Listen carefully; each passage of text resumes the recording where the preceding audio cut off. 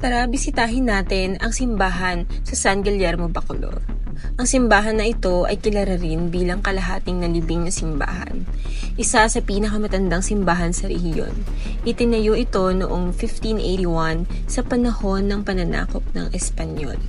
Nasira ito ng isang malakas na lindol noong 1880. Pagkaraan ng 6 na taon, muling itinayo ang simbahan, ngunit muli itong nasalanta noong 1991 dahil sa pagsabog ng bulkang Pinatubo.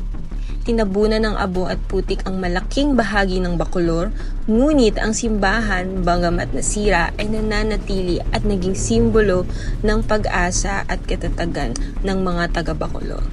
Ito rin ay isang museo na nagpapakita ng mga larawan at dokumento ng mahabang kasaysayan ng pagkukumpuni at muling pagtatayo nito. Ang kwento ng simbahan ay isang testamento sa pananampalataya at tibay ng loob ng mga tao.